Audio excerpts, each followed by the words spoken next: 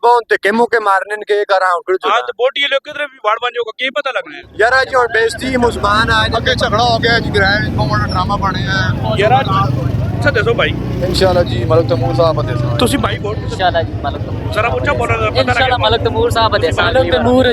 मलक तैमूर जी कोई बोटी विच कोई एक कारनामा मलक तैमूर ने दस सटो को मामा पता हो यार मलक तैमूर पर सारे पर सपोर्ट करने पे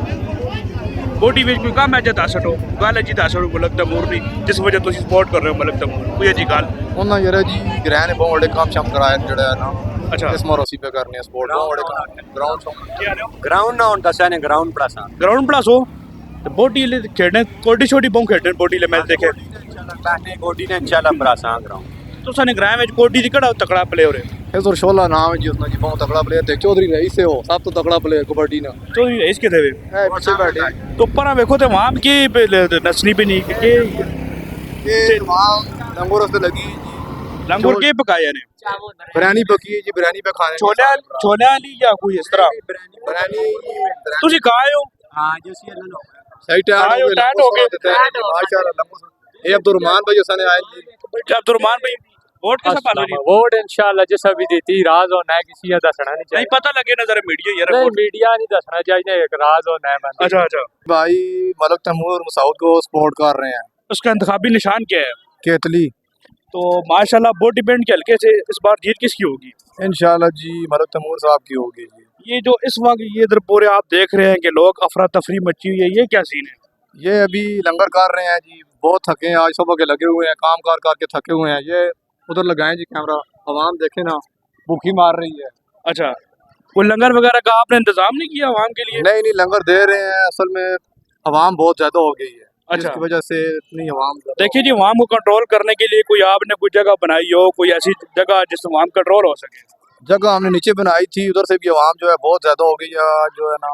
ग्रैंड सब तो तगड़ा प्लेयर है जी चौधरी रईस खान अच्छा फखर पंजाब ग्राउंड से बढ़ाया प्लान कोई नहीं ग्राउंड बहुत बड़ा बनाया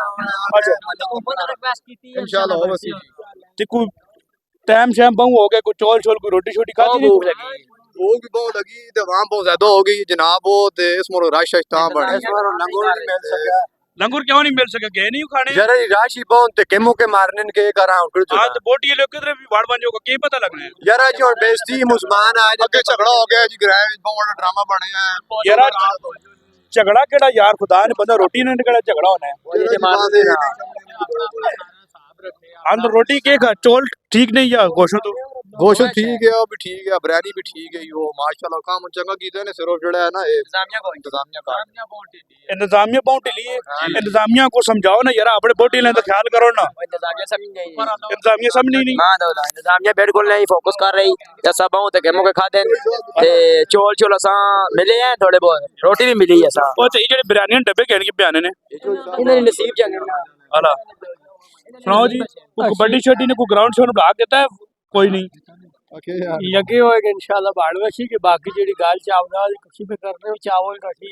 साल के 12 महीने घरों खा गए आज भी घरों ही खा के चाहिए जेडी मेन गल हुए वे अला कि कुछ अपनी वोट ना सही इस्तेमाल करो वोट कैसे दे दो वोट गे आया जी इमरान खान की की हाँ, वोट मसूद की की उसकी वालिदा की की उसने भराऊ की की ठीक है और इमरान खान का बाबा इंशाल्लाह जी